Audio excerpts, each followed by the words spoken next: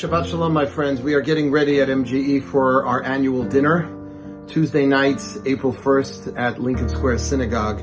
And I took a little of inspiration because I'm in like the thick of like calling people and trying to get people to come and be inspired to continue to support MGE, 26 years in the running.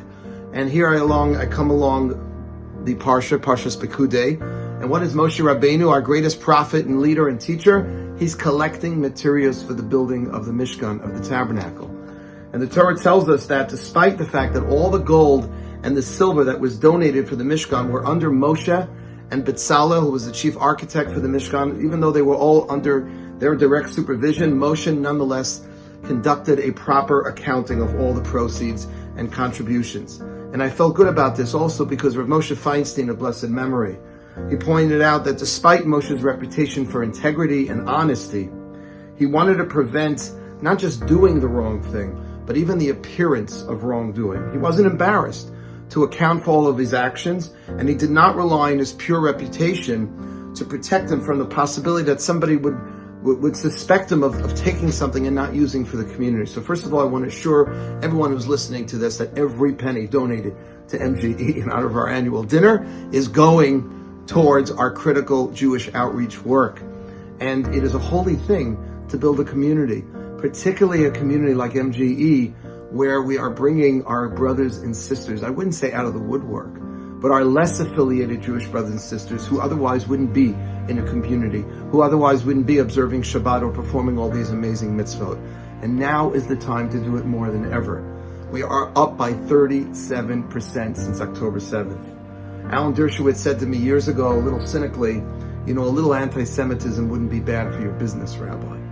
And he was right, because so many more Jews are coming to MGE now. I love to believe simply because we are so attractive and amazing, and I think we are a bit, but it's also because when a Jew gets pushed to the wall and we're attacked, even if it's 6,000 miles away from here, it's in Israel.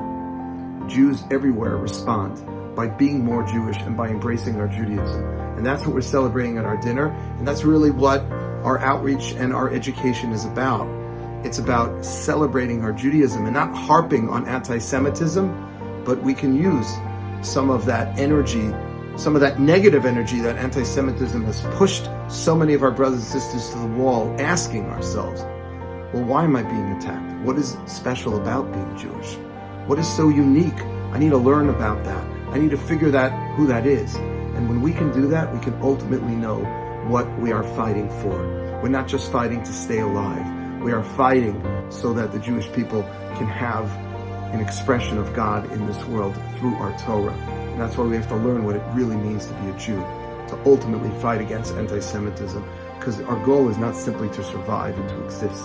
It's to fulfill our mandate of being a Mamlechet Kohanim V'Goy Kadosh, a priestly nation, a nation that reflects the values of Torah, of God in the world, of goodness, of technology, of bringing amazing things to humanity, and of course, the most important thing of being spirituality and morality. Hashem should continue to bless the IDF, we should continue to grow, and the best way of getting back at our enemies, if you're not fighting against them, is to learn more about who you are as a Jew.